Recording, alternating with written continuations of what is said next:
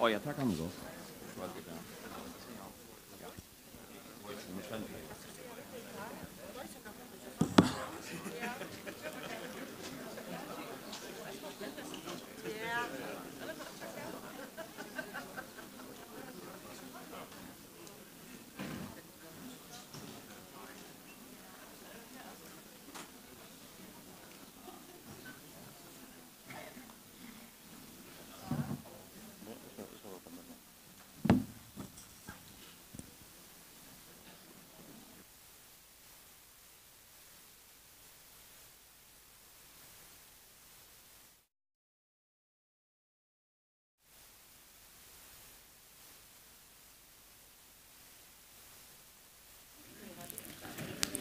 Hallå.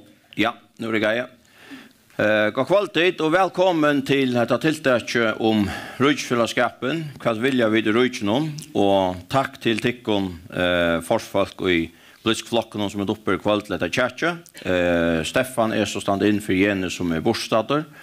Och tack till Börsla Horte och Tisdagen Länkavägen här till Havnare kvalt att greja från hur han har söveliga fyllt Rujfällskapen hur han ser en loss för Rujfällskap framåt och han är för jag ser det som det är Rujfällskap som är om en hals det är så mycket vita te.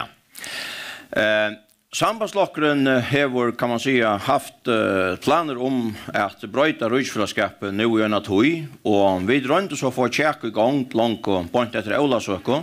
Tog vi så en tarv att det skulle nog vi skulle brötas och vi attla och ta skulle vara i friar tog jag det inte var några råk in i Rujfällskapen på någon som helst måte och inte jag ska se det några råk nu men i alla fall är det mer spräll i nu än det var ta för en gång halvår så igen men det church kom omgångar det kom inte alltså vi lät fram och rönta blåsa och syntra upp och få hinna flockarna melda åter och så vidare men tyvärr kom inte.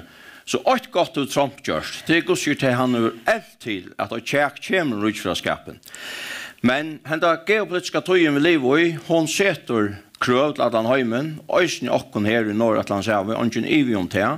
Och till vi såg ju det, tycker vi inte näkare av och hej så kommer bara för halvfaven Aron så gärna.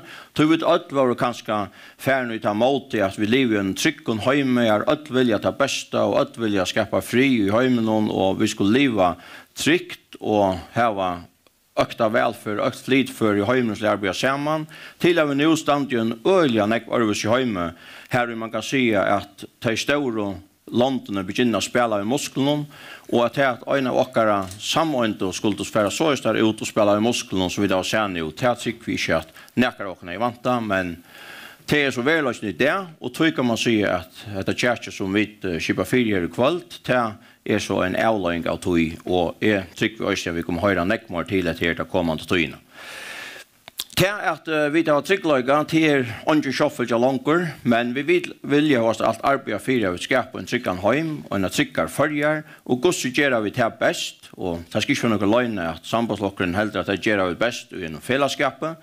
London täcker sig samman i fällskapet för att skapa en stabilitet, för att skapa en trygglägga och det är något som vi också lägger upp till och i här upplägg så vi hade Olask som ett nytt samband. Det ska inte vara så redan ekonomata, men det stora hela halvtid att alla flockar går är samt om att det här som tarven är störst och gör brödingar till 8 skötterna vi har nu vårt allvar till att arbeta internationellt till allt showa och få limaskaper ha äkna rött och just ims och fällskap och så vidare. Och det här var vi en rättliga vojamon men formliga är det kanske inte skipa så lös tydligt jag vet upp till att man formskipar det så är det att det är formliga stäffest att det är vid i förrjun som har rejsratten ta det kommer till eller avgöra rätten ta det kommer till ja, värjepolitik, trygglapolitik, återpolitik, ta vi vilket bära okkon här i förrjun, ta vi vilket om okkort innanför sikt ska göras till förrjun så är det vid förrjun som är avgörande och så vidare. Men detta kommer vid och i formans runt kanske näckmara tjäkast om så jag ska inte säga näck för i. Så är vanligt att få ett gott och syrligt tjäkare kvalt här vid att kunna få näcka på skjortoj och nu kan man säga är detta startskottet ganska att i morgon i Fontrutja Lackmanne och tyskvalt vant ju också kämmer ganska och i Milnon och så vidare så det är näka styr på att detta tjärt öst för att täckas upp i färgen. Men tack för allt sammål och årstyrar i kvalt vi är så banta löven. Gör så väl banta. Ja, tack för det Baror.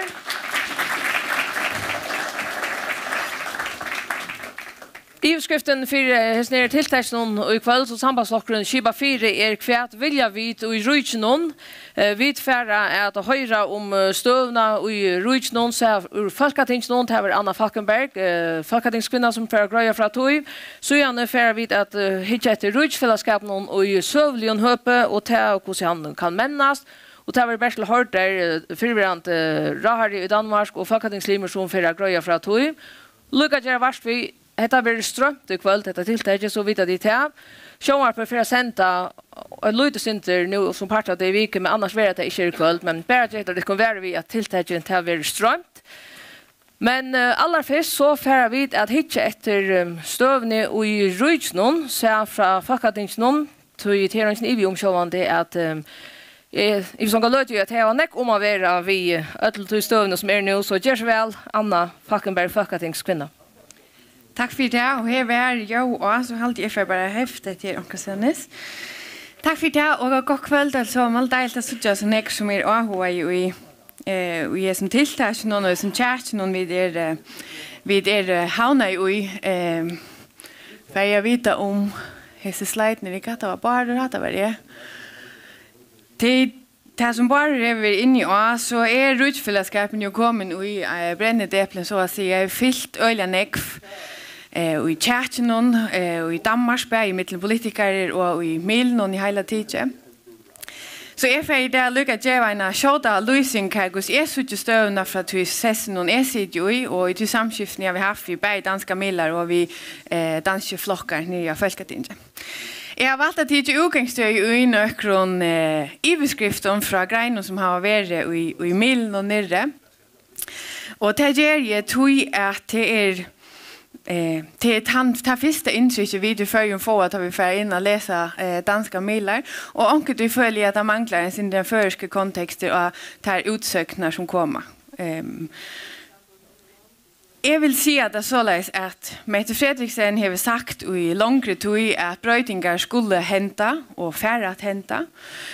Och det som hänt i mån till att vi nu har sett dessa eller aktiverat sig paragraf 6 i hemmasterslånet har vi för att kanna att det är för möjlighet vi har att få fotland lemmaskap i WTO innanför det här rammarna vi har vid det. Så det är som en start på att processerna vi har haft från forskare och danskar så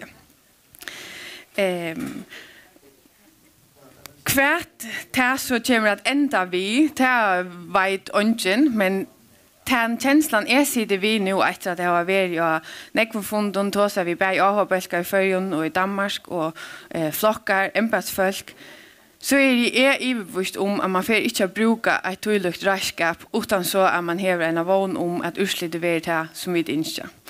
Och så kan det vara att man i Färjön kanske inser imisk urslit, men för motvidkommande för sambandslost så inser vi ju att urslit är att det går kan låta sig göra. Det halda vid att det är näckpräck för att sövan har vurst och åren. Så röringar har varit ju i långre tid, men det är så sannolikt att han har utsöknat till Trump om Grönland. Och självande det mesta samskiftet som är i Milnon och i Tjertjenon och i Danmark har ju handlat beinleis om relationer mellan Grönland och Danmark. Men det skapar ju röringar och eftervirkningar och Tjertjenon mellan Färjön och Danmark och stövna till Färjön i rutfällskapen så jag vill det var bara omkring rätt i att om näka så är han öll för en trustan knöt så vet nu täcka tjärche. Och jag halte att han skipanen är klar och i Danmark att göra brödingar. Hittar vi så ett någon faun i beskriften att så säger Mette Fredriksen att ta rutfällskapen ska så annorlunda ut i framtiden det har hon sagt över men istället för att hon säger vi skulle göra några brödingar och på sikt, har hon sagt, flera ferier och för det som vi lägger ut där. Så är den klara budskapen nu att det kommer brödingar. Det är inte en spurning om, men mer en spurning om när. Och det är det som vi har efterspurt i långre tid. Men det här har ju även varit imiska utsökningar nere som kanske inte har varit travet här som vid inte förrän att avgöra rätten om vad ska hända och ligger i Färjön, en som han och ligger i Grönlandet. Med landa har en folketingsstemme Grönlands ordfører fra konservativa fløyen har haft øyla markanta utmeldingar om kvært at daner eisen skulle hava nekka sia i Hesun, at det danska folk eisen skal hava nekka sia i Hesun. Men jeg har aldrig øyla viktig at hitje etter typ breia meilotan som mittenflokkane og folketinget, som sier klart og helt og bakker opp om de linjerna som støtten har lagt nå, og faktisk eisen tar utsøkner som formeren Mona Jol i konservativa flosjen og sier, at vi var faktisk nødt til å kjempe for at verveida til samstarve vid her vid det. Så hun har haft en annerledes linje enn henne floksfella i hever. Et annet som jeg har eisen gjør seg øyla greit nirifra at ta i et tomrum oppstendig, som hever vært i hesen døvun etter utsøkner som har vært fra Grønland i av, så viser det okkon at ta tomrummet hever tendens til å bli utfyllt av øren. Og i hesen føren har USA seg en møleika og røyner utfyllt av ta tomrummet. Og min analyse av det at tror jeg vi ikke melder greit ut at vi velger hver annan til, så hender dette tomrummet. Og vi sitter alle andre land i Vestheim i Europa for at tattar sammen og røyner finne samstøv og binda hver annan tattar sammen. Og hvis vi kommer vi noen utsøkning om at vi vil at det motsatte, så jeg nok så overbevist om at så det ære krefter som røyner finne seg mulig. Så den støven øyelig hatteslig, og alvorlig, men ikke så alvorlig at vi ikke skulle være konstruktiv om man og røyner finne en ordentlig løsning fra. Så det den sørste utsøkningen som jeg har ikke kommet noe greit fram, men som landsstyrsformeren i Grønland Mode Begge har sagt at vi kunne ikke bli helt selvstøv. Og det har han sagt flere ferner, men det ikke det som er kommet greit nok fram i kjærkjen. Den debatten som var av TV2, som nok flere av dikken eisen har sett, her kom det eisen øyelig tydelig fram at ikke land som så suverent i seg selv. Vi er ødelig avhengig av samstarve i kvarnøren, så det bare hvem vi vil samstarve vi. Og det her alltid at det har gjort øyelig godt for åkken ødel, for åkken bæge førjer, for føringer, for Danmark, for Daner. At vi melder av greit ut, at vi velger hver annan til vi det land som bygger av folkereie, vi bygger av demokratisk virre, vi tar til grunnleggende som virrene for hva vi for land og folkeslag. Så bare for å oppsummere kjøtt, så halte jeg, selv om vi ofte har sagt at store brøydinger skulle hente i friere tøyen, og ta i vidt ha mulighet å sette oss nye, og ikke hente av en stor konflikt, så halte jeg lykke at tøyen nå, og at vi setter oss nye, og semjast om hva det vi vil i fremtiden. Og min mening pura grei, og sambandsfloksens mening pura grei, vi velja samstarve og rydde noen til, hvert så enda det, men det krever en utjan hem for at vi kunne verveide det i fremtiden. Så det bare kjøtt noen tanker herfra mer og kanskje et utkast til kjærke som kommer seitene. Og jeg gleder meg øyne at høyre utgangsstøy til Bersel Horter Eisne som har sittet ved Somalen og lenge tog og gjør seg noen tanker og har jo en manns alder vært i politikk og tidligere vi førsk og dansk grønnesk vidskifte. Så takk for meg.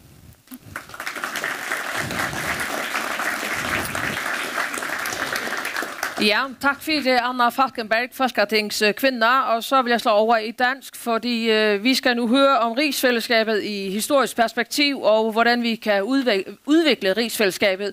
Og det bliver Bertel Haarder, forhenværende minister og folketingsmedlem, og forhenværende medlem af Europaparlamentet, som kommer til at fortælle os lidt om det. Og jeg kan sige om Bertel Haarder, han har siddet i Folketinget i 42 år, Han har været den længstsiddende minister i Danmark de sidste 100 år. 22 år var det, du har siddet som minister. Så vi kan sige, det er en politiker med meget erfaring. Så det bliver spændende at høre. Så Jøssevel, Bertel Haarder.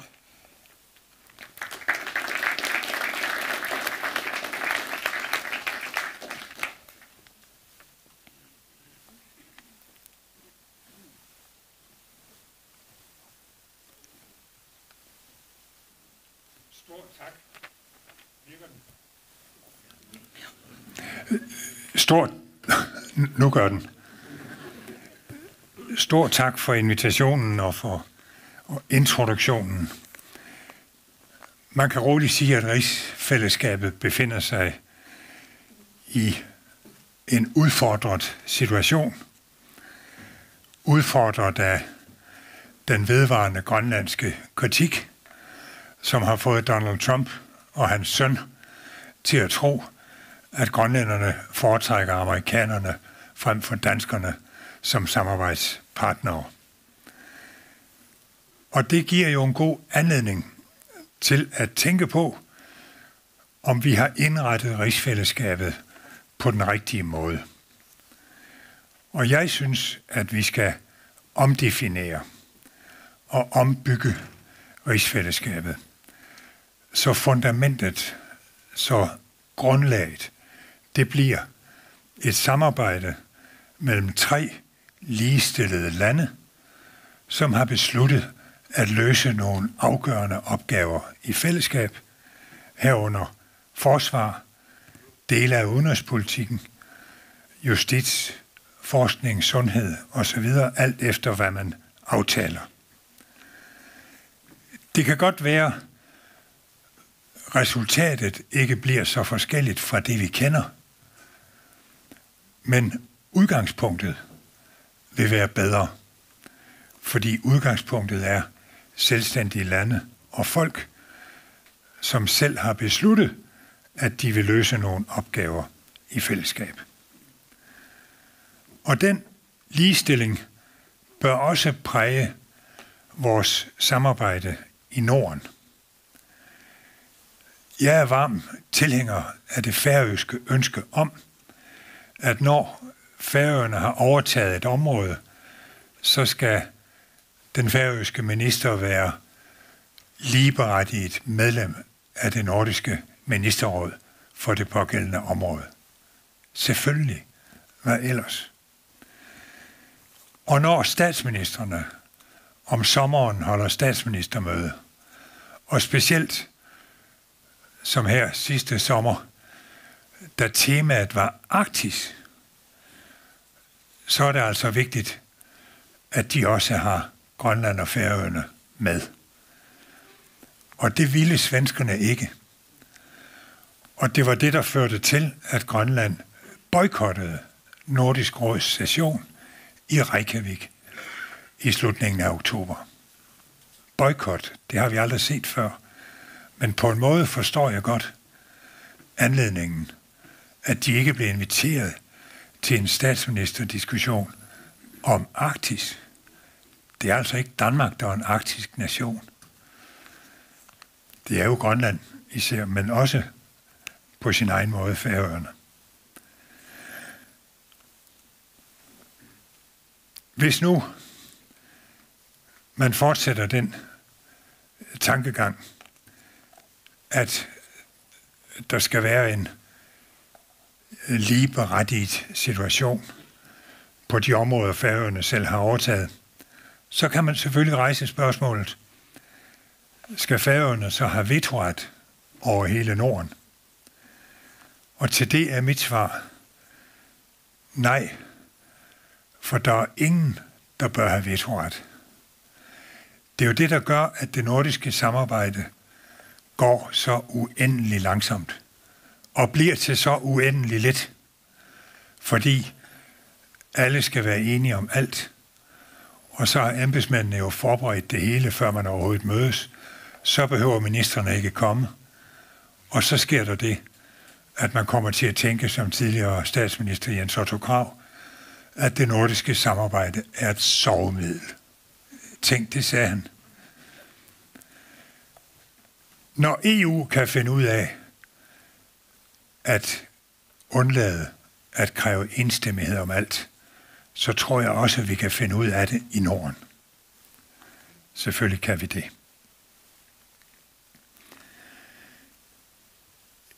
Det handler jo om, at vi skal styrke hinanden i rigsfællesskabet, og vi skal give hinanden frihed.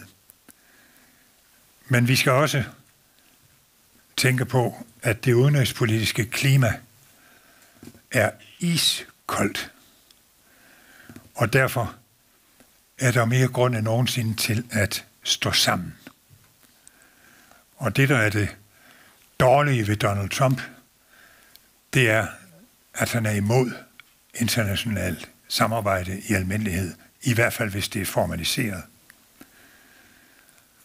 Han er imod samarbejde, vi skal være for samarbejde. Vi så jo også, hvordan Putins angreb på Ukraine fik samlet hele Norden i NATO. Det skulle Sverige og Finland jo have gjort for længe siden. Det var Putin, der fik dem til det. Og spørgsmålet er, om Donald Trumps bøllemetoder, om de på samme måde vil få Norden til at samles i EU på en eller anden måde. Måske ikke som fulde medlemmer, vi skal måske opfinde noget nyt. Der er noget, der tyder på, at der kan komme noget, når det gælder EU. Den nye islandske regering har skrevet i regeringsgrundlaget, at nu skal der gang i forhandlingerne med EU, og det skal der stemmes om i 2027, altså om man skal gå videre med forhandlingerne. Det siger jo noget om, at Island er ved at bevæge sig. Og Danmark har jo opgivet sit forsvarsforbehold, og dermed er vi jo fuldt med sammen med de andre nordiske lande, som i forvejen er med, selv Norge. Og jeg så, at det grønlandske medlem,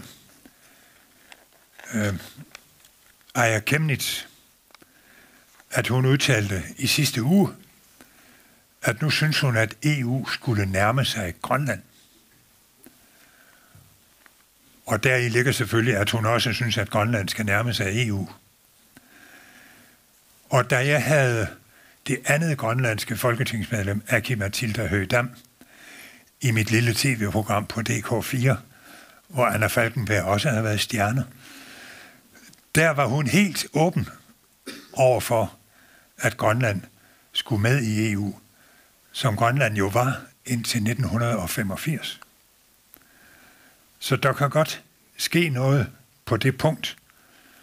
Og så gælder det om, at EU-folkene ikke hugger pinde om småting, men har sans for det store billede, som er, at det demokratiske Europa skal stå sammen og styrke hinanden, specielt hvis vi ikke kan være helt så sikre på USA som tidligere.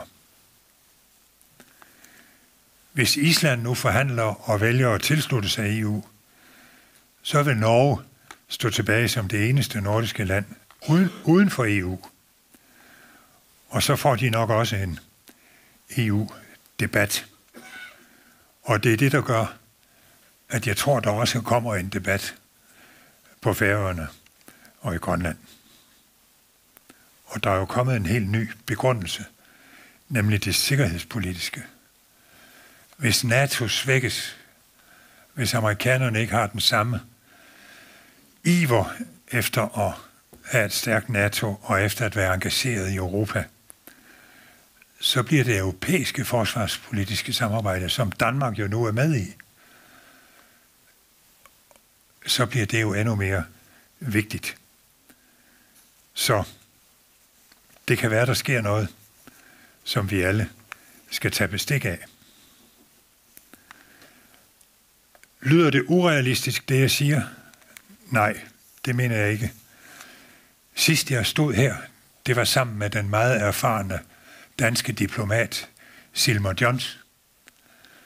Og han var fuldstændig enig i, at vi skal omdefinere rigsfællesskabet, så det bygger på ligestillede lande og folk, som har besluttet at løse vigtige opgaver i fællesskab. Og det har han gentaget siden. Det er ikke urealistisk, når vores mest erfarne diplomat også siger det. Men der er selvfølgelig nogle sten på vejen. Og den ene, siger man, det er grundloven. det danske riges grundlov. Men det er ikke rigtigt, fordi grundloven forhindrer ikke, at vi opfører os, at vi handler på en anden måde, end der står i grundloven. Vi må ikke, hvis det ene land siger, at vi skal stå fast på grundloven, så kan det andet land jo selvfølgelig ikke tvinge det pågældende land. Men der er intet i vejen for, at vi skriver en traktat eller et memorandum, eller hvad det skal være, et forståelsespapir om, at for fremtiden, så arbejder vi på den måde, jeg har beskrevet, ligestillede lande, der samarbejder om vigtige opgaver. Selvfølgelig kan vi gøre det. Så har vi problemet Sverige, som ikke ville invitere Grønland og Færøerne til statsministermødet i Stockholm, selvom man skulle tale om Arktis. Det er en sag, som Danmark bliver nødt til at drøfte sammen med Island, med svenskerne. Fordi det går altså ikke, at det ender med, at det er Sverige, der splitter os ad i Norden. Det kan ikke passe, at det er deres politik.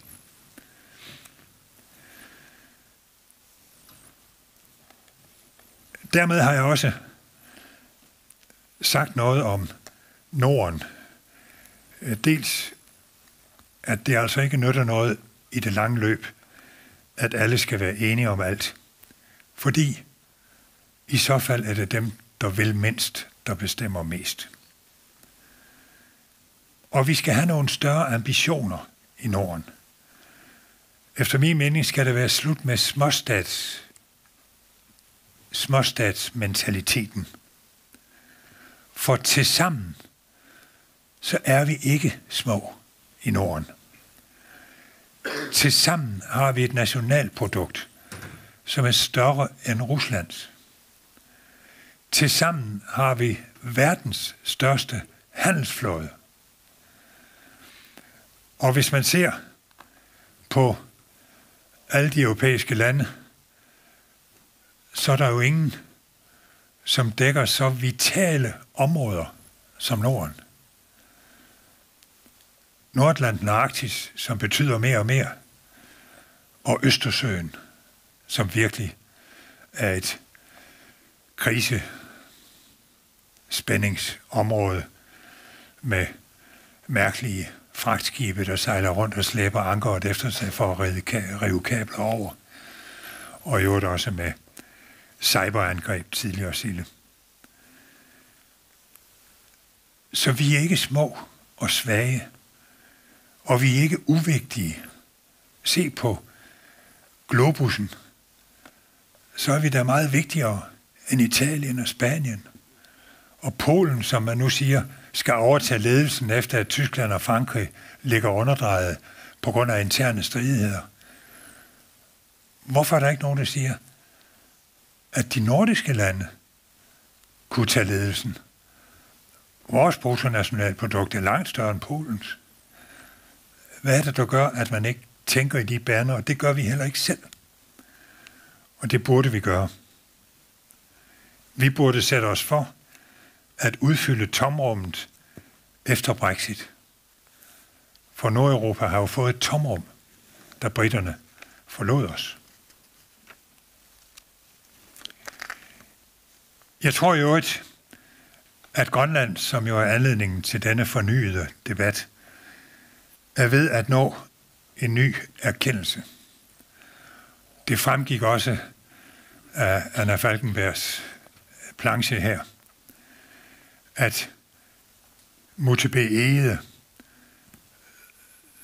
som mest har brugt tid på at kritisere Danmark, og derved har skabt den opfattelse i USA, at man foretrækker amerikanerne frem for danskerne. Han siger jo nu åbent, at fuld selvstændighed nok ikke kan lade sig gøre i den moderne verden. Man har frit valg til at vælge, hvem man vil samarbejde med. Men kan man vælge ikke at samarbejde med nogen og bare være uafhængige og flyde rundt i Nordatlanten. Det er jo ikke sikkert, man får lov til det. Og hans partifælle Aya Chemnitz, hun har klart opstillet sin prioritering. Det vigtigste, siger hun, og hun er altså medlem af Folketinget for Grønland og for regeringspartiet IA. Det vigtigste, siger hun, det er samarbejde med Danmark. Det næstvigtigste, siger hun, det er samarbejde med EU. Og det tredje vigtigste, det er samarbejde med USA. Det er sund fornuft. Og jeg tror også, at det er det, der ender med at blive den almindelige holdning.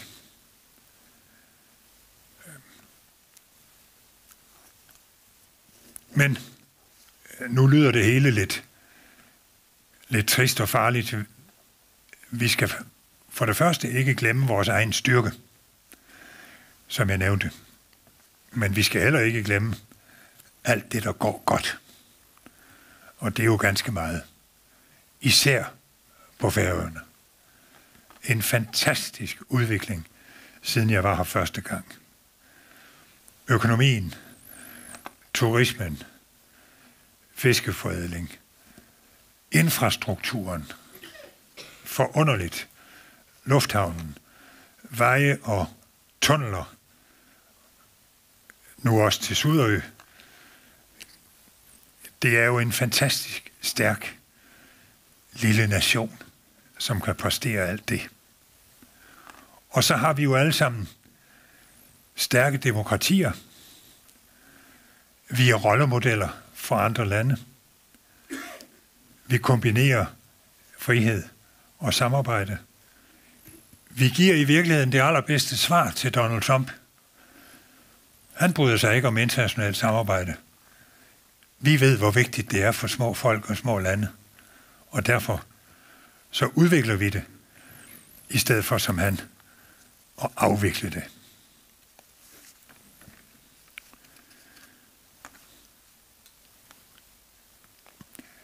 Tanken om rigsfællesskabet som et selvvalgt samarbejde mellem ligestillede lande om forsvar, justits, undervisning, sundhed og hvad man ellers aftaler, det rejser selvfølgelig nogle spørgsmål. Skal rigsmøderne mellem statsministerne, skal de udbygges? Når man arbejder i det nordiske, så hører man hele tiden, jamen, vi kan ikke komme nogen vegne, for det skal statsministerne beslutte. Men de mødes meget sjældent, og der kommer ikke så meget ud af det, efter min mening, som der burde. Og de har jo ikke engang et nordisk sekretariat. Jo, de har 120 mennesker i Nordens Hus i København. Men tænk på, hvad EU har. 30.000 til at servicere EU-kommissionen. Vi har 120, og de laver alt muligt andet end at servicere statsministerne og støbe kugler og føre tingene ud i livet. Det er jo ikke det, de gør. De fordeler især penge. Hvorfor skal vi gå i små sko? Jeg tror, det bliver vigtigt, hvis vi skal have en styrkelse af vores samarbejde, at vi smider de små sko. Skal der også være en fælles parlamentarikerforsamling?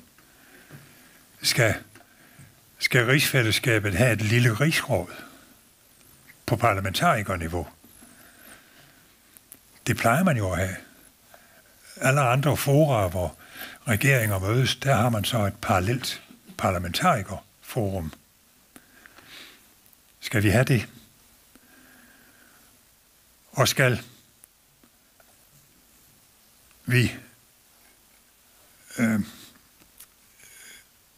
vi på en eller anden måde få løst det evige problem med Udenrigsministeriet, som jo har skabt en del af de utilfredsheder, der har været i både Grønland og på Færøerne. dette med, at hvis man vil forhandle med andre lande, så skal der i princippet være en med fra Udenrigsministeriet. Jeg har dog lige hørt fra Bardo, at han har faktisk ved en lejlighed forhandlet, uden at der var nogen med. Det er jo dejligt. Så er der fortilfælde, så må vi udvikle den model. Men alle de spørgsmål, de er jo oplagte for en kommission at kigge på, og derfor synes jeg, det er spændende, at der i slutningen af Sambandspartiets oplæg, nyt samarbejde, at der står, at der skal nedsættes en kommission mellem Færøerne og Danmark med det arbejdsformål at få afklaret, hvad der er den bedste måde, hvorpå man kan gennemføre de politiske ønsker, som er beskrevet, og som jeg også har været inde på. Det synes jeg er meget konstruktivt, og jeg forstår godt, at Grønland ikke er nævnt, for Færøerne vil jo ikke blande sig i Grønlands anliggender, men det kan jo være, at grønlænderne siger, kunne vi ikke få lov at være med? Og det tror jeg, man skulle acceptere. Så kort sagt, vi har så meget at vinde i rigsfællesskabet ved at styrke vores samarbejde, i stedet for at svække det. Og vi har så meget at vinde i Norden ved at styrke det nordiske og indtage vores plads ved det europæiske bord med den vægt, vi har, den styrke, vi har, men som vi næsten ikke selv kan få øje på, fordi vi sidder nedsænket i småstatsmentalitet. Der er meget, der skal rettes op, og vi har desværre ikke så meget tid til det, fordi det rumler afsted, og Trump buller og truer med bøllemetoder, så det er på høj tid, at Sambandspartiet har lavet sit oplæg og har indbudt til det her møde, og det skal I have rigtig stor tak for, og tak fordi jeg måtte medvirke til det.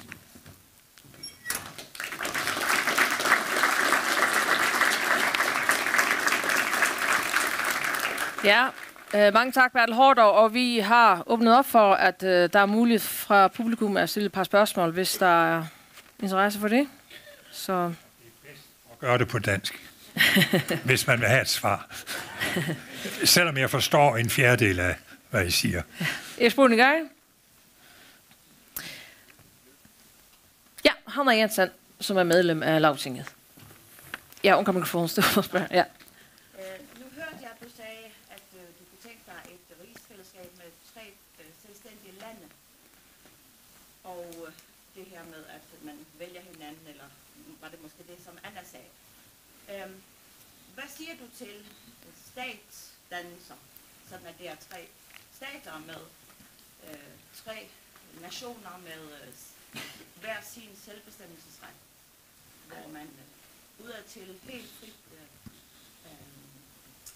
vedkender, at det grønlandske og det færøske folk, de har deres selvbestemmelsesret, og derved kan de som stater vælge at arbejde sammen. Jeg tænkte bare, du nævnte ikke de ord, og det er noget, som Danmark ikke har haft så let ved at vedkende indtil nu.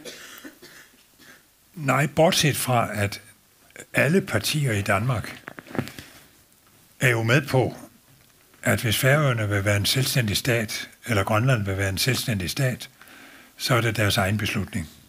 Det er der slet ingen tvivl om. Og derfor kan man jo godt tænke sig, at man gør 2 ting. For det første bliver selvstændige stater, og for det andet laver et rigsfællesskab, hvor man beslutter og aftaler at samarbejde om afgørende ting, som forsvar, justits, sundhed, uddannelse og hvad man ellers kan blive enige om. Så udgangspunktet kan godt være selvstændige statsdannelser. Jeg synes bare ikke, det er så vigtigt, hvad det hedder. Det afgørende er samarbejde. Men det bestemmer Færøerne og Grønland selv, hvad det skal hedde. Ja, andre spørgsmål? Det er der ikke. Jeg tænkte lige spørge, du nævnte det her med, at man har, altså der er meget kort tid for det rumler, tror jeg, var et ord, du brugte. Både fra dansk side og fra færøsk side, synes du, eller lader det til i hvert fald, at man er enige om, at der skal ske et eller andet i rigsfællesskabet. På Færøerne taler man om, at man vil forsøge at finde et bredt politisk forlig. Hvordan tror du, det vil foregå fra dansk side? Altså vil det være sådan, at det bliver den til enhver siddende dansk regering, der vil foretage de ændringer, eller bliver man også nødt til at finde et bredt politisk forlig i Danmark, hvis der skal foretages ændringer i rigsfællesskabet? Der bliver helt sikkert et meget bredt forlig. Jeg tror ikke, at Dansk Folkeparti bliver en del af det. Nej, de har været meget skeptiske. Og der er også lidt tvivl i øjeblikket om de konservative. Men i den sidste ende, så tror jeg også, de vil være med i den brede enighed. Så det vil blive bredt. Det vil følge den danske tradition for, at 80% af lovgivningen bliver vedtaget med meget brede flertal. Og i øvrigt er der jo intet, der tyder på, at vi næste gang får en fløjregering. Det er der ikke meget, der tyder på. Det bliver en eller anden midterregering igen. Og det vil jo også gøre det lettere at få brede flertal.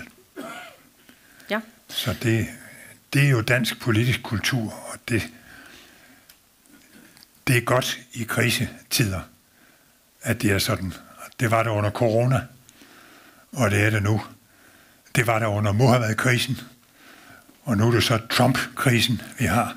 Det tror jeg, vi vil kalde den, når vi ser tilbage. Trump-krisen. Og så skal vi stå sammen.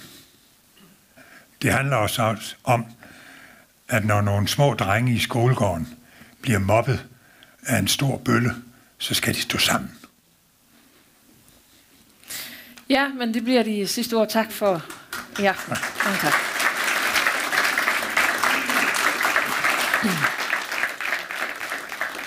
Vi får nu at her var en luftlandestek, og i 5 minutter til er kaffe og annet ute i gongene, og etter det så færre vi at her var et årskifte vi middelen forsvarsfolkene og i flokken, og det var under ivskriftene god skal akkurat samstarve i Rysen og Vera. Så vi drar etter stundslige om 5 minutter.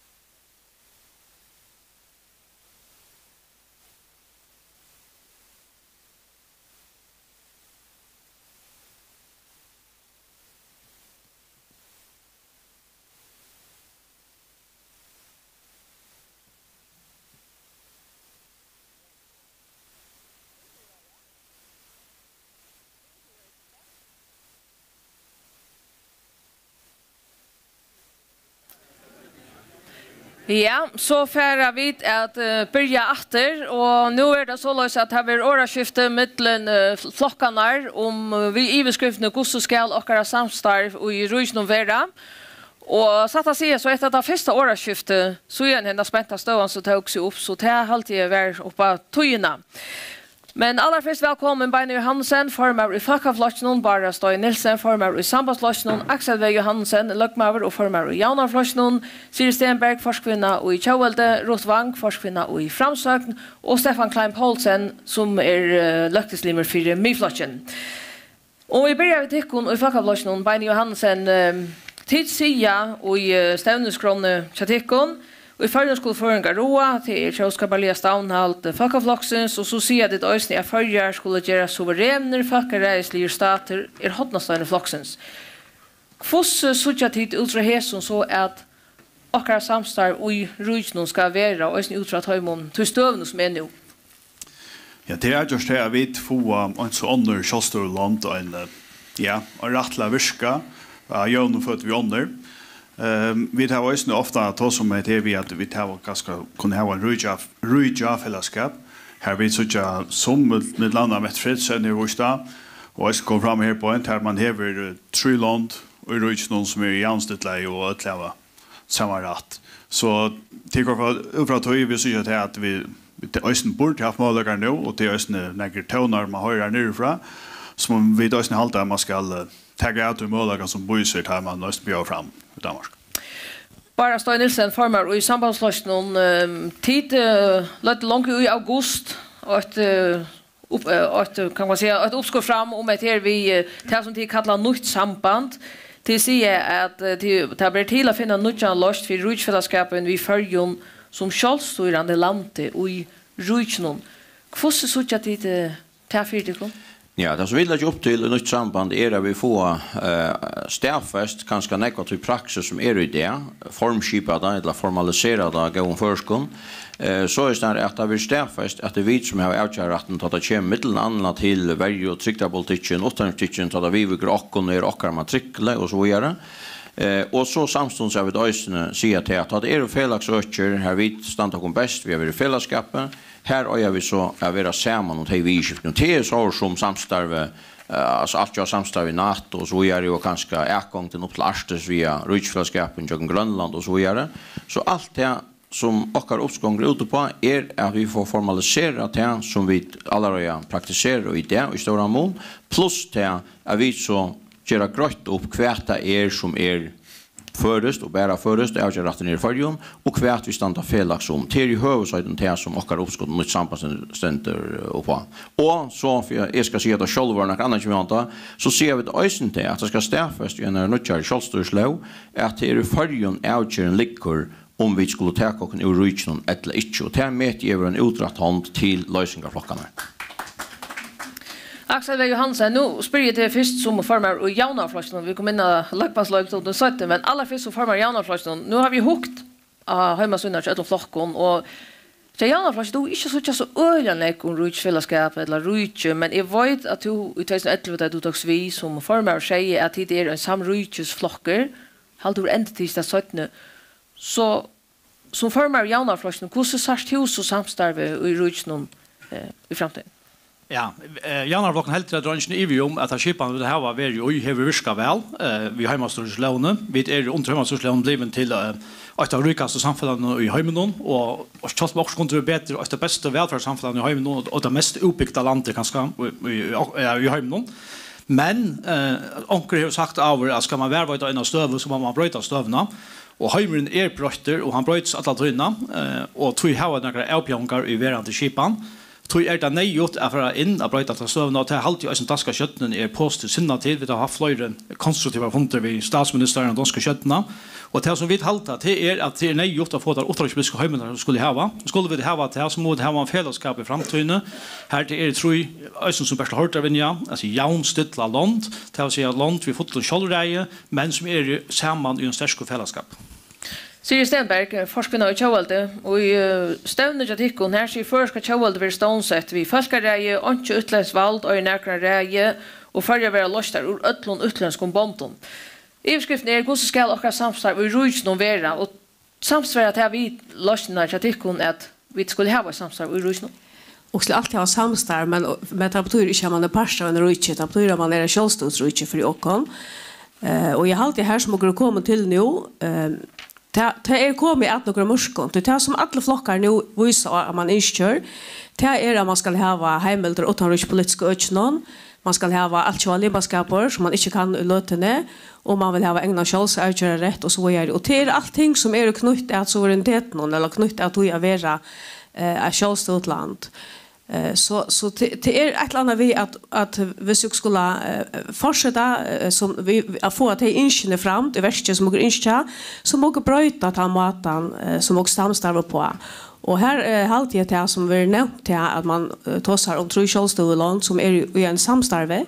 Det är kvarsut, det tar man jampjås och då har man fotland avköra rätt i sig själv. Så det är ju gott så skynda till att vara konstruktivt inne i det alltid är fint.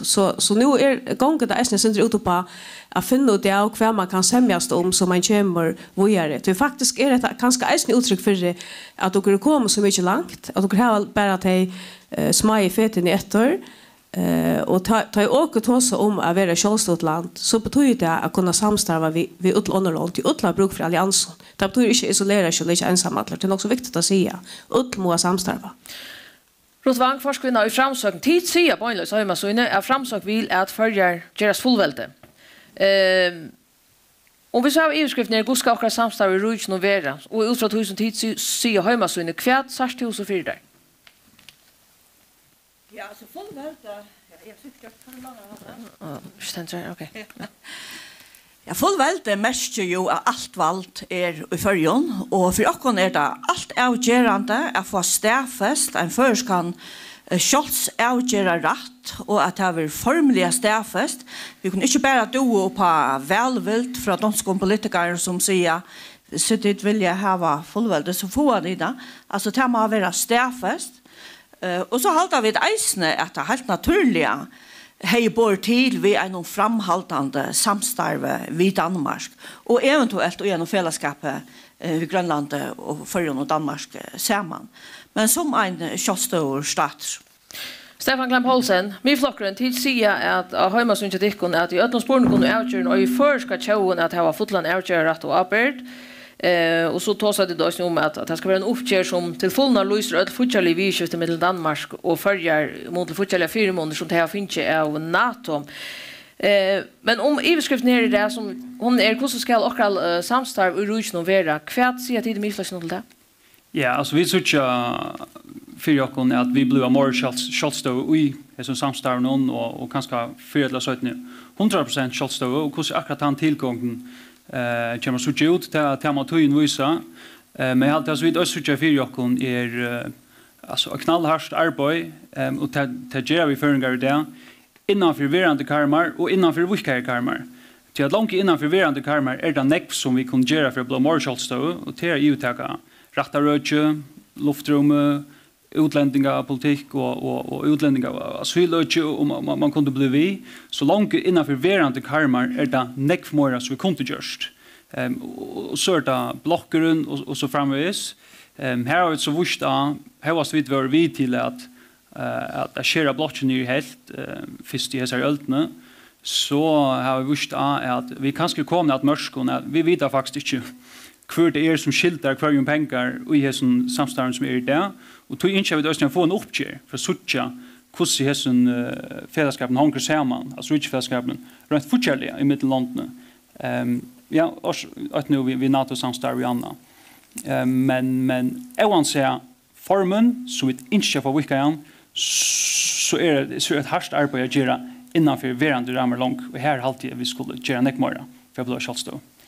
Och som jag har lagt mest till att det öll ångsvägna tås med till vi kjolstå och långt och avgöra rätt och så framvis men det som jag kunde huxa om är att det tås om att vi en kjolstå långt och samstarv hur ska det här skiljas? Alltså är det här kjolstå och långt ser man vi alltså innanför det danska rujtje eller är det självstående som ångsvägna är mer eller mindre knutt av rujtjen och så samstarva till dömes vid Danmark.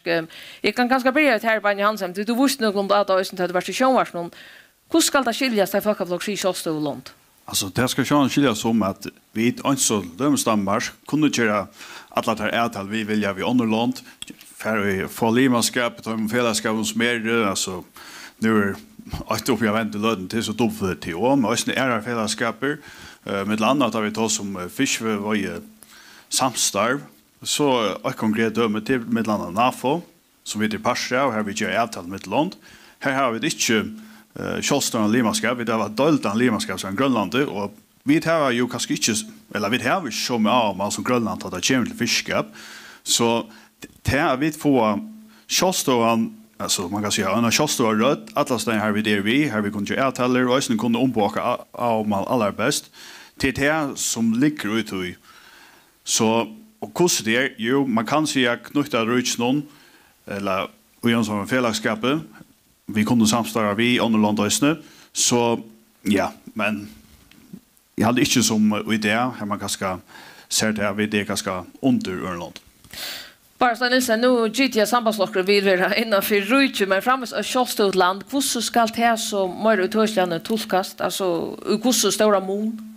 Ja, alltså nu vet jag att det som säger ingången att det som är till det som vill lägga upp till är pura grönt att vi skulle ha större raser om utanrikspolitiskt och ut att det snörs om utanrikspolitiskt mål som snickar sig om färger och först kan man cyklen och först av mål så är det vid färgen som avgör det.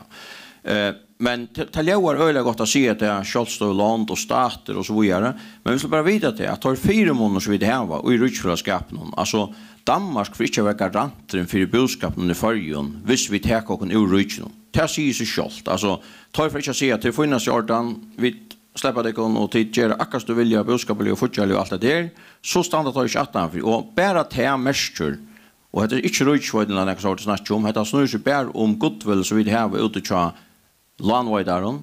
Vi såg att ta låna pengar till landskassan, vi såg att ta låna pengar till omkörtunnlar, vi såg att ta motorkörsorna fragrande olja. Att det ständer vi mest om Rujtjefällskapen ståan brötest så ska låna ändå förhandlas eller ratingen ändmätast. Och det är mest allt annat lika ratingen allra helst är avhängig av det fantastiska hög rating som Danmark har till AAA till högsta rating att kunna få.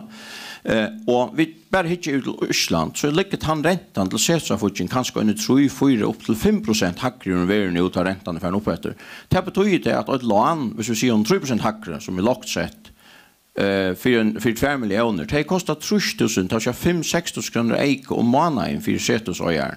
Och det är sådana ting man tänker vid har man huxar vad händer så vi bara säger funt vi tar kocken ur Rujtjefällskapen. Det häver några fyllt.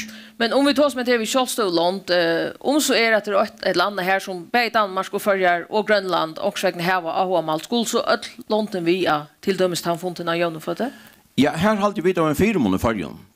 Hvis vi nå til dømes takke Arstes, her vet jeg at Grønland er jo med i en person av Arstes, og til å si at vi er i en Rujtjefällskapet, her Grønland er vi, så røkker vi helt lengt inn i Arstes. Vi vet at vi ligger inn i Arstes, ja, men vi ligger ut i utkanten av Arstes, men Grønland stretcher seg lengt inn i Arstes, og av til vi er i en Rujtjefällskapet, så har vi fåttlare arbeidsmøyleikar, altså vinnervirkene i fargen har fåttlare møyleikar for Grønlands arbeid, og da ser man hvis vi som føringer innskjønner kunne flytta ned til Danmark i kveld og blive EU-borgere og få alle retten vi åkken her. Vi har fra undan EU-passet som gjør åkken arbeids, oppgjørsmøyleikar og så videre, oppbyggingarmøyleikar ned til Medelhav og så videre. Så det er noen møyleikar som er ikke då jeg sutt alle føren at Danmark vil bare si ok, for jeg løser i ord sin Rujtjefällskapen og blir en stater og selvstendig stater, men vi samstar om nøkker ting, verdig og trygt og så videre. Det kunne vi sagt hans.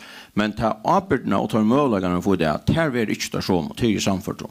Axel Johansen, Javnaflokkeren og Kjolstøvland, hvordan synes du det? Ja, jeg halte jeg støvende brøtt rett og negv til sånne støyene, Øystein Muntland som bare støyene inn, ja.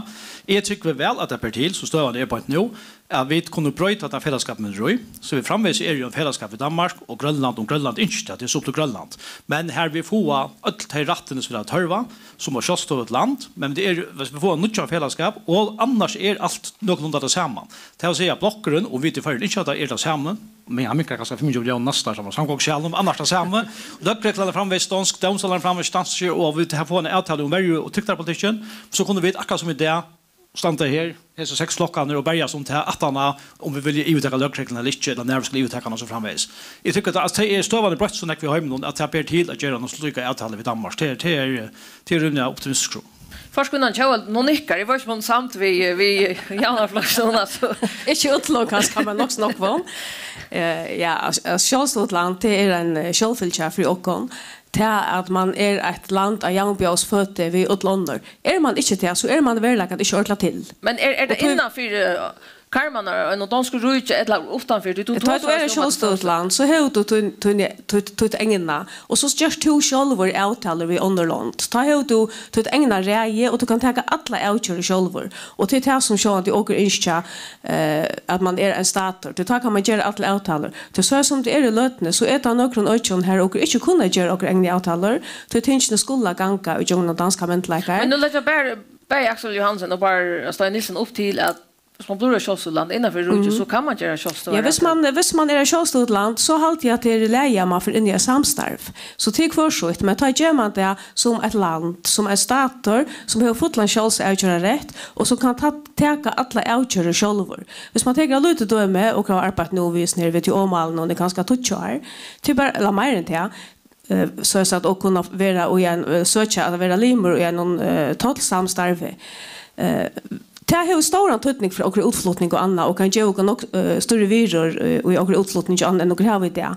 Det har också brukt 12-15 år på att få bara att kunna släppa söka att han lemarskap och nu ska det behandlas en nämnt och ett arm och kunna till. Som Sjølstotland har du kunna sukt till beina vi och kanske finns ju helt utgångtor. Så tror jag alltid inte man ska akkurat som söka till vi att hvis man blir så ett egna land så måste man gott vill. Man får nämligen en hela hemsmarknad arbeta ställen för affärer i djungeln.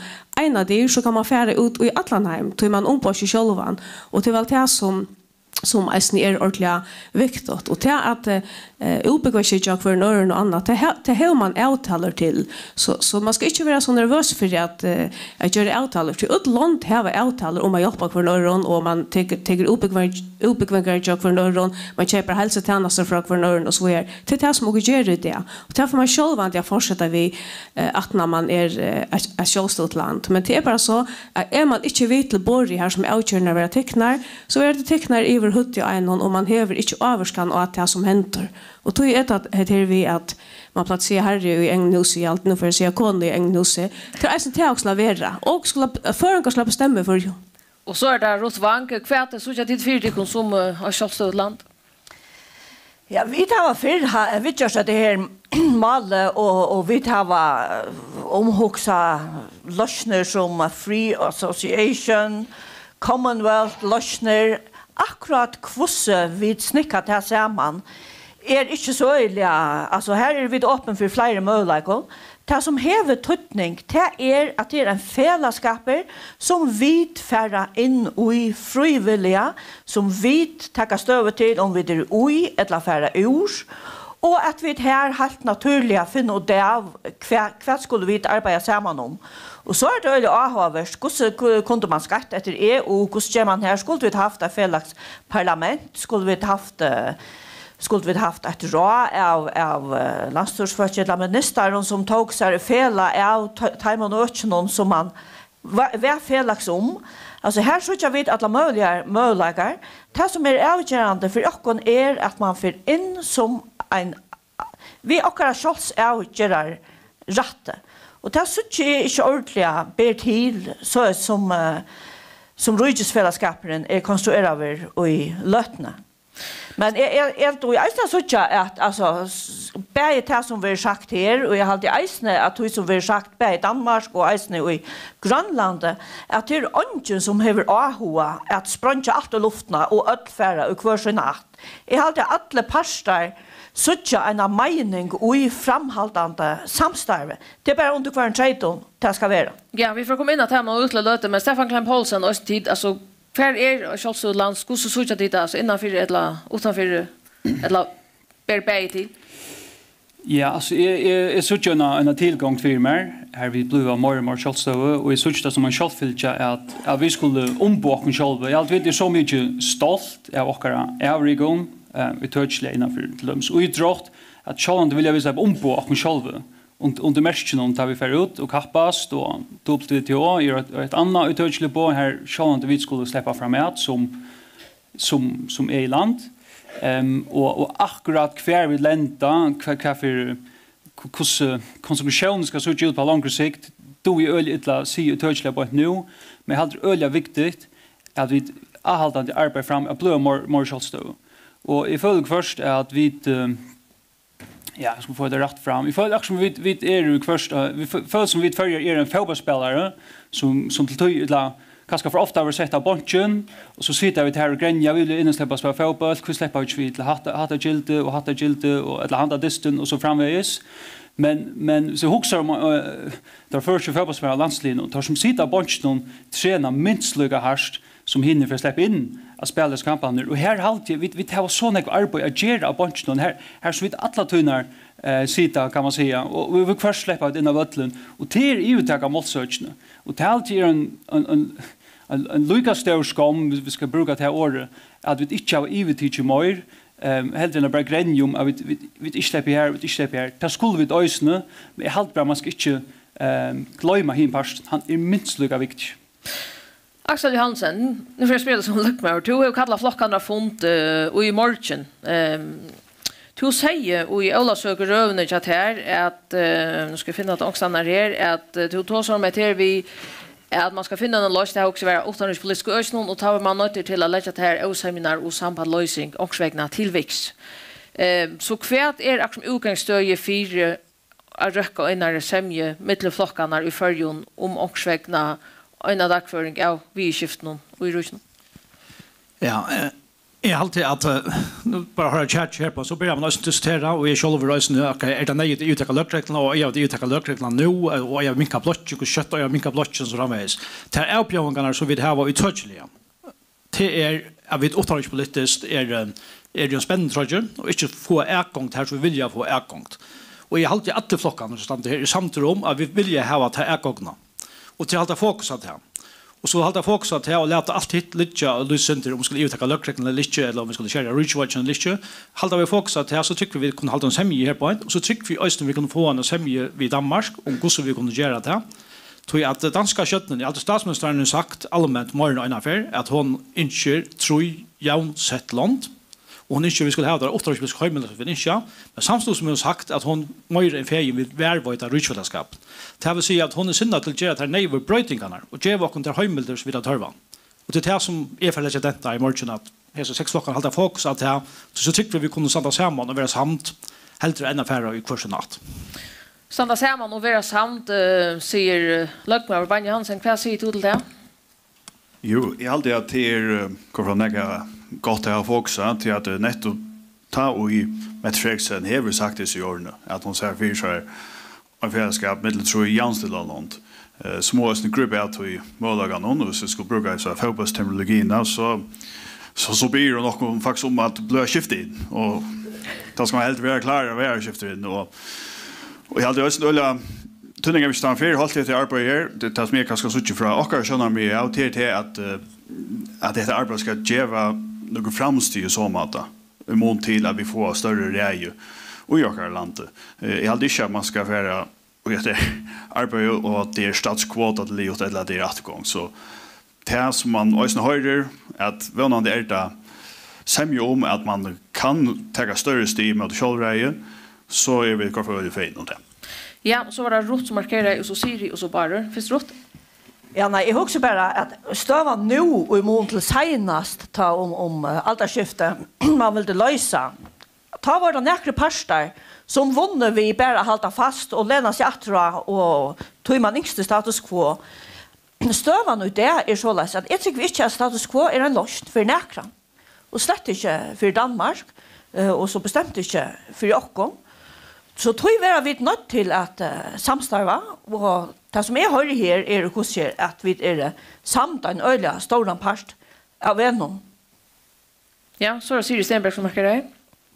Ja, det var faktisk synta samma alltså att status quo alltid jag vi hörst utmeldingar ur Följon och ur Grönland och ur Danmark att han ser man inte för sig att det är möjligt så är det ju en brötingar tog och nu är det eisen upp till åkon att finna till Schembjör som skulle till som kunna flytta och gå vidare så det viktigaste nu hade till SNES fundnar som lukar att textil till att man ser det inte samman och finner ut det och kvad vill ju åker i fälla till utlöte ta i föringar standa samman ta vi några och utlöte ta i och standa spjatt ta foger inte och så standa går i verande stå eller kanske och en värre stå och ta har faktiskt inte helt rätt till alltså som land tror jag att och har några målläggar som är i åtrötter nu så jag har alltid att här är gott grundarliga för att färra och en av våra samröjning och jag har alltid att och må äsni huxa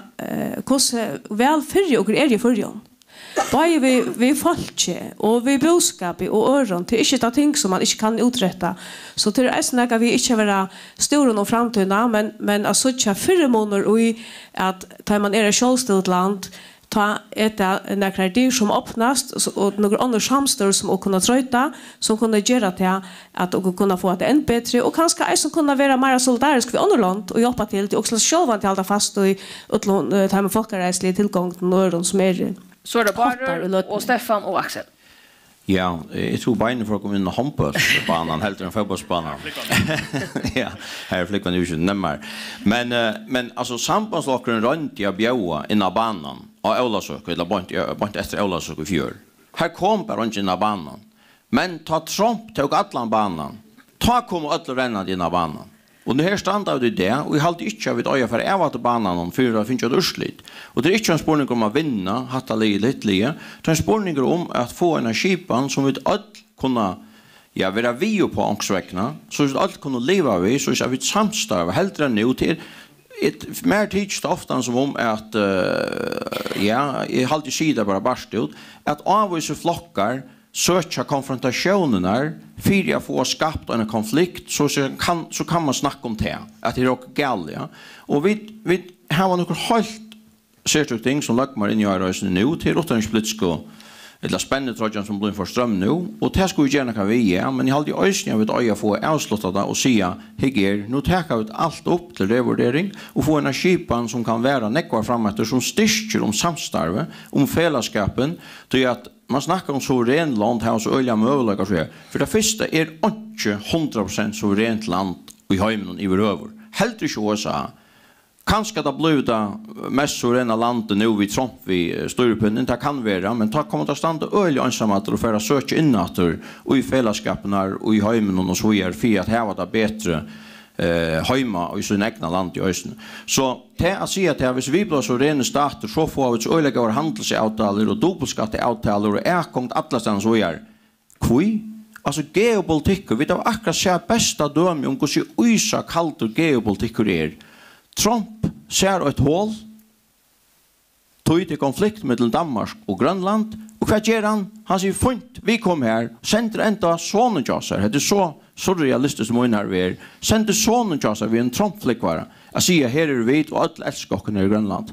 Och vi är en hoppar på det. Så USA kallt det geopolitiker tog jag överdansa efter vad vi gör. Jag har alltid själver det är ganska sjundaligt att han röjtsfällskap som vi har är en av de mest demokratiska fällskapen i överhuvud insjöken. Tror jag att hålla fast vid en och styrka. Så är det Stefan och så är det Axel. Ja, nu gör det Axel några broschyrer att det är viktigt att vi stannar samman att det kommer till åttaårspolitik och till pröva samtidigt och rent slätt att så split på några mat att det är östnivåisiga till målsöker som vi inte har tid till hemma från något. Det är viktigt att vi inte glömmer att han parsten när vi tar vårt hemarbete att göra här. Men det är viktigt att vi får vilka karmaner och vi får större hemmelder utan röjus. Och så nu nämnde bara detta vid Trump och att han ser av vakuum men och Bertil Harter nämnde han som en bölla jag vet ju är samtidigt ut alltså jag hade andra över på rattla några matar och han spelar så ett politiska spel men det som är alltid Trump hur outduga och som kanske är centralt samtidigt att det var ju att Danmark i större mån har försökt i Sverige bäj i Färjön och Grönland där det kommer till radar och radar gör att vara försinkar oljanäck och Grönland är stor öke som som slett vera dekka av radara och sin kapacitetspakke som man tar om anna slett sett uversk. Det är alltid nog så allarsamt. Det är något som jag alltid att lockmaver och tar man för sig det så ser man morgon man skulle tycka vi. Kvar är very messy stövan jocken om det skulle lägga härsta. Det är alltid öl allarsamt att det inte är på plats. Ja, så Axel så bara.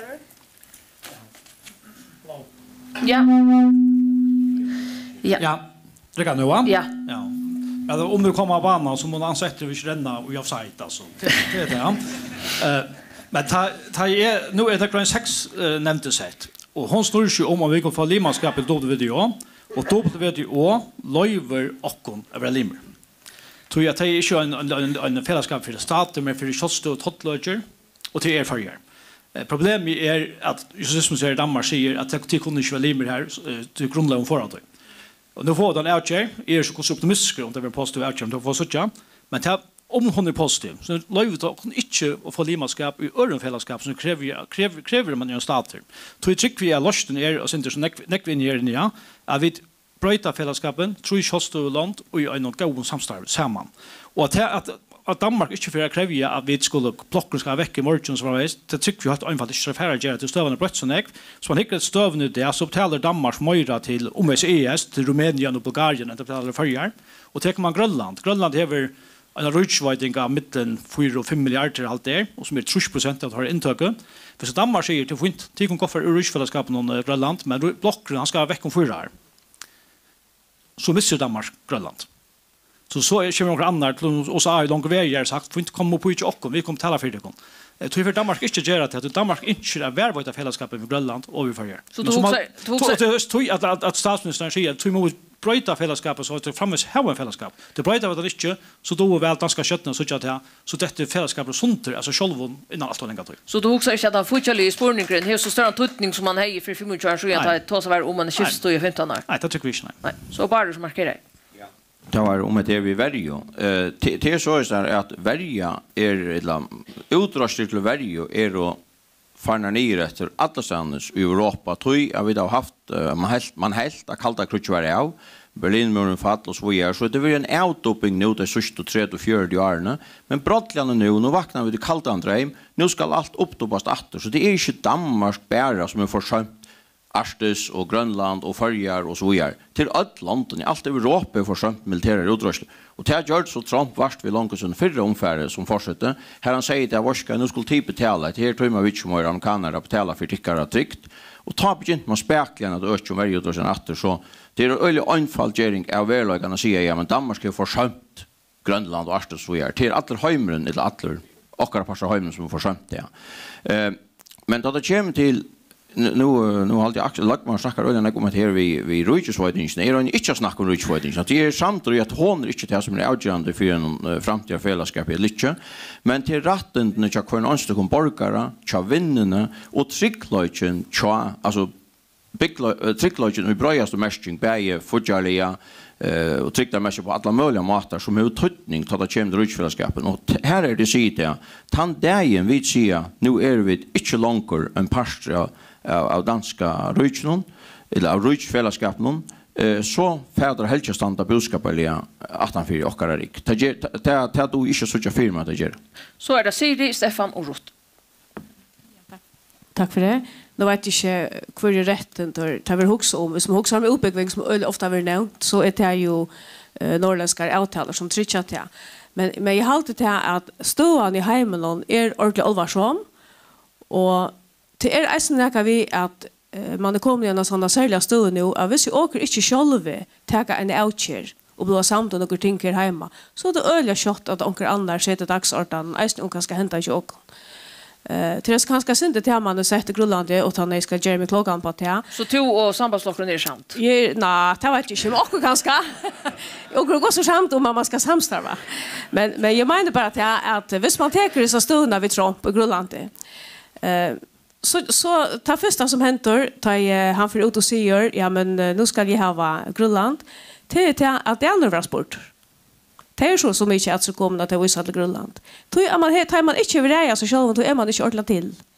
Och till det som kanske är nu sett allt och heter tjatche som gör det att allt det vi själva avgöra rätt och kommer mer uppåt. Och det har alltid en näka som också måste ta vi och ge till att tar man är ett självstående land och man ser om man är en fällskap som man måste samstarva vid underland och sig självt så är det ordentligt viktigt att man får fra på att det bara för folk som kan ta outger om framtiden för och att han fra på någon om självstående rätten ska fra på oss läste. Det är det inte just till åknen. Så man kan gå säga att det är bara föringar som tar klarar och det tar atlaser att lösa så händer det. Tog att gilla i eisnermärke till tjatche i samband vid Grönland. Det var flera folketingslemmer som var ute och sutte att bestämma åker.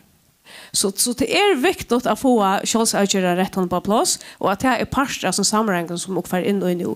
Men jag är faktiskt ordentligt vanlig om att också finna några semjör för jag alltid är nog mer felagsfält än det är motstående. Så det är ju klart att till och kräva ästne och att det ju den stora appet och till ästne samstarva. Så det Stefan och så rot.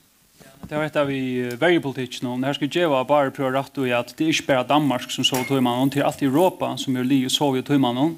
Och här hade vi till att attacka Trump för och i sin kontanta stöd. Här han faktiskt rister ju och säger nu måste de vakna och ta det samman och göra tyckare parst. Och till allt NATO men till Danmark som är arbetat av värjene och i Färjön och Grönland och så till Danmark och östnu till danska Rydsno. Och här må vi bara säga klart, ja, men tid säger att tid taga till av värjan och landet, men så måste oss trycka av värjan och i Färjön för och vi kommer i Jordan. Och här har vi samtidigt att en radar ska komma och han borde komma till Tyna, men det var ju att han vill försinka över och tog bara visa att Danmark är en parsta tajmon som här var så vi tog man här skulle vi ta östne cirka 4 att tingen var gjort som det skulle i Färjön. Ja, rot. Ja, jag har alltså försvarat Danmark kan löta. Alltså Danmark är ett land i Europa som verkligen häver teachat här i allvar och häver stramma upp. Och Danmark är ett europeiska land som i störst mån häver futcha Ukraina, alltså hjälpt Taimon. Så det är alltid inte man kan säga om Danmark att det släckt tagat här i allvar. Annars är det fantastiskt att höra på här sida att det är inte en spurningar om block. Det är vi också vidskifte i Danmark. Och alltså jag är så hjärtans glad för att vi inte har 2 miljarder i årligen rakstre och i klämme mellan oss och Danmark. Så är det näka vi gör rätt så är det att nyliga rydgesvärdingsna. Och annars nu nämnde Bertil Hårder den här Silmer Jones. Var det sån han hade? Ja. Han har en grein i Berlingarnon hesa vikna här som han har några touchlig på som man kunde skipa en nutjan fällskap. Och här är så en samhällsfest futching av välfärd för alla 3 länderna. Så det kan vara att vi ända vi är vara rikes vitarar hellre än mottagare. Jag huxar nu har det att flockar släppa att grått för att det kunde sjönar mig i månligt här vi samstarv någon och Ryds någon och Gustav ska vara men som sagt det skulle alla fond i morgon till Lökmanne och jag huxar att tid öller samt om att onkursvägna skall en bröting vara och i samstarv någon vid Danmark och det också att den är samt om att onkrar brötingar där tilläggar skulle vara. Och till oss oss nu här om jag var chef när jag valde och sambandsflocken hållshämnas men det är när vi men alltså om tid öll skulle röka när skemje så i som tid är det politiskt nöja sig chanksvägna ösni att det släka imon till att löskan flockan inte bara säga allt skall vara utanför rujtje och sambandsflockan säger vi mot till leokon ösni chanksvägna så lös att jag vet man kan säga man möts där mine nu är kvar hur svära tog men vet inte ösni chanksvägna något att lägga och så att det kan tillväx om det skulle röka när skemje Beiner Alltså vi tar flera gånger till så tillgången är så alltid just nu är viktigt att vi får en bra sämja om det. Och tar man ger en bra sämja så är det ju så en pastor av hur är det att man färnaga och man kan ska låra center. Till att det som är tydligen med vi att få en bra sämja till det här att det sänder det starkt signal till den om vad det är vi för vilja kan vi vilja för våra framtid så jag får inte utlåga det man lårar ångstan. Så det är det som är tydningar med 24 får man börja samhällsmannen. Ja, bara.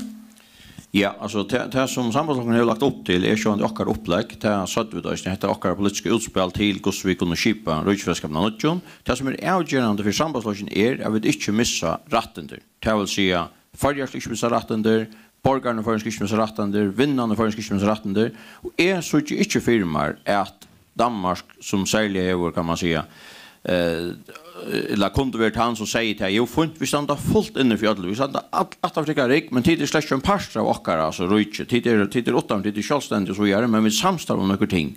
Det er noe helt annet. Vi kunne samstar i alle mulige land, men den demokratiske rujtjefellesskap, så vidt vi parstra av nå, ja, flere 100 år etter tøyene, hvis du teker norsk og søvn og alt det vi, men lykka mykje. Det er en styrke for farger, vi er sjálft vi litja som vi litja ut i Nordatlantshavet, så er det ett av mest framkomna London i Heimnon, vi har av hentløykon og sambonden og så videre som vi har.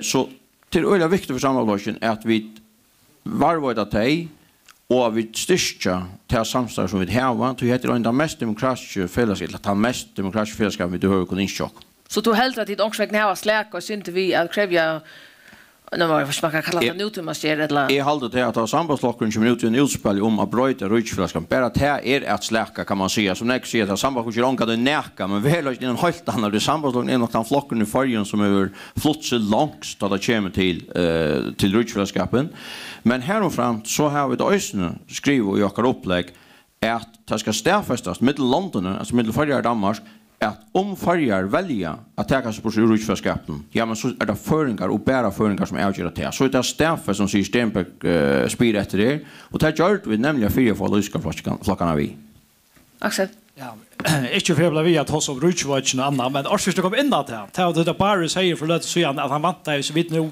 det vi tror Jönstedla i land som så får arbeta samman och så komma krav om att blocken skulle väck och övertaka allt och mista rätten jag gör. Jag tycker stövan är här där. Vi kunde värva till rätten vid det här va och vi kunde också värva till rutschversion här va och precis övertaka lökreglerna margin och så framvägs. Och så vet är det här så tycker vi är sannolikt vi klarar på semju samtidigt på ett och är eller fein om vi alltid ösna näcka flockar stanna här har Jesus under och vi ska mötas med inne ta halta vid Janne som skulle vi halta oss vid lite ändå på min så det är kostar att mötas. Siri Stenberg. Ja, tack för det. Ja, och vi är alla helst här som för att dreja långst, lösningar vägen till och vilja sjå att det vara ett självstått land som skjutast. Men det är ordentligt viktigt att färra in i ett konstruktivt samstarv och ta färrokor. Och jag har alltid det som är väldigt nämnt. Vi tar att vara ett självstått land som gör ett annat slag av en fällskap här man reser själv. Det är värst att diska. Till man tar sig om för. Så du också inte att du vill släcka eller tar man för en samröjning så mamma alltid vara konstruktiv så låt oss nog söka vad ta för till man kan inte föra in i en samröjning på förhand och sätta ultimativt krav ta bara ångande till där man ska samråas men till inte det vi ångande och vilja som flockar och vilja till att det är föringar som tar alla outgör vägna förjar och till det inte det jag hör ut säga så ta man bara till att finna semjör om det och ger samt vi är faktiskt Axel om att här vi att man inte missar rätten där. Det tycker vi lite på och jag tycker helt det att ut löte tar man ständer ägna och benen tar för man andra rätten där så man får en ära frihet man har ett annat frälse till att kunna virka och utla hemmen. Orsakar men nu nämnde bara till vi att här kom vi ner nytt samband men att här vill jag vara innan för rutschfällskapen. Vill det så se att jag lösen chatikon är hon utanför eller innanför rutschfällskapen? Ja, det är det som också för att diskutera nu där grafont vi Luckman och vill jag sjå att det vara utanför rutschfällskapen det har alltid vilja men det som jag hör alla flockar säga till att det som man inskör i det tar romast inte ut i rutschfällskapen som är lötne så tar man en nytt skipan till. Och det här skipan som också skiljer till inte efter hvis det betyder att det är tror självstående så för i fällskap. Det alltid är jag syns det här i höjre att de flesta inskär gossar man samstarvar om. Ja, så är det Rotvank. Ja, nej, jag glömde det. Nej, jag har också att bara är något han som helst någon är långt från oss och det som jag har bara säga det är att vi här i förrjun skulle avgöra om vi skulle vara fullväld. Och det är egentligen det samma att vi säger att Scholz avgöra rätten ska ligga i förrjun. Och det är ett öjla gott utgångspunkt. Och jag har också om förbundslåna Tjörsländengon och 1914. Alltså är man vad det är men är man alltså det som och att det här man ska inte börja vid ultimatum och är man för under samrådingar men för okon är det avgörande att här stiger nästa stige att vi går vita ta ja men ta kunde vi lösa. Det var inte snacka om. Så du sa för att det kunde lösa Hvis jeg var Moses, hvis jeg ikke slipper inn ut av lova i landet, så ville Gossi standa og suttja en uta utan foringar. Stefan Kleinfolsen. Ja, spurningen där var om vi kunde mötas. Om man var nöjd att släka också. Ja, och om vi kommer mötas ångstarna med så vi vant vi mötas ångstarna chamiflotch någon. Så det skulle inte vara en truppstöva för oss. Men nej, jag tycker vi att jag tycker det öliga gott att man fann någon semjo med det. Det är väl nästan starkaste stövan för vårt land att vi står i en takt som politisk skipan. Och vi klarar det tar man tog så visa. Jag tycker vi inte att miflockren för vara det stora problemet. Vi får alltid vara en konstruktiv flocker i dessa processerna. Och jag halt bara vi skulle vara stolta av att vi tar så gott utgångsstöd som vi tar. Hvis vi samarbetar med Grönland så omframtar geografiska firmor som vi tar så har vi ett folk som har tidigt går outgörer och arbetar som gör vi har ett rättligt gott utgångsstöd till att vicka och karmer.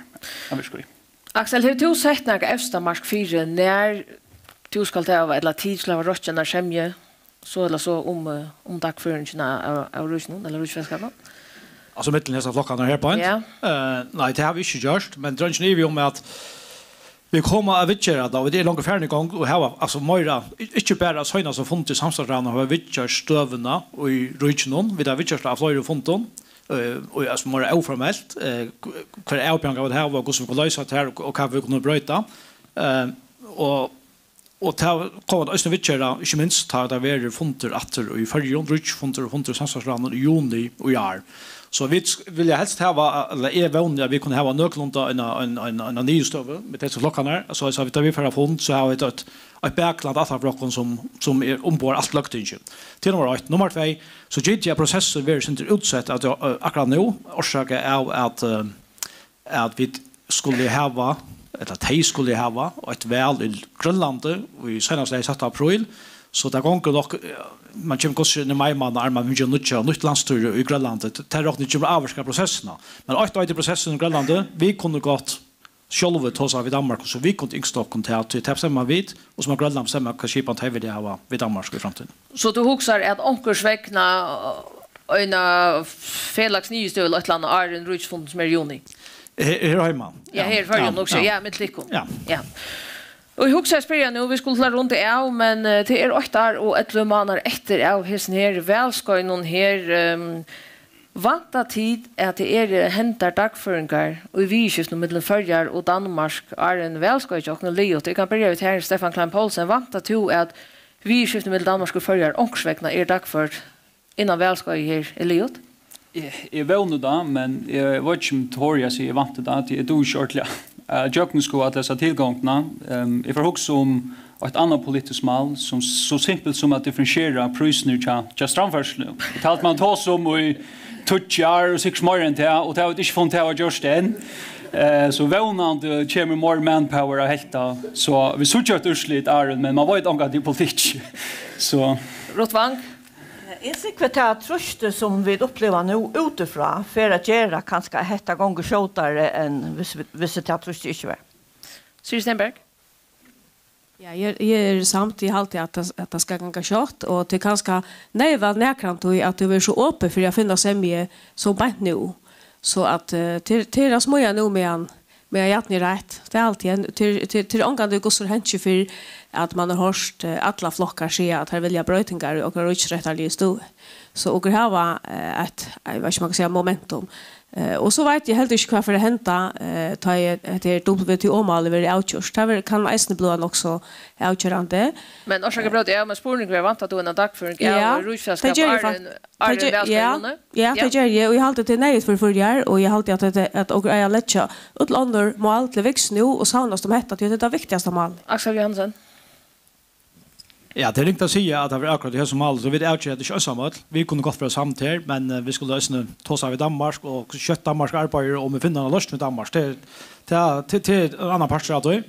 Men jeg vågnet av avgjørst i hese velskøyene, tror jeg at i Danmark ender velskøy i Østen Nøklund, og ender i Førjon. Og jeg halte Danmark og løtene hever en forskjellsmalere fru, som veldig vil finne en løsning, og som er øyelig gode samstår vi, og konstruktiv. Og at han er vel, så vet man ikke om det er ganske akkurat konservative som er statsminister eller dansk folkeparti. Det trykker jo ikke.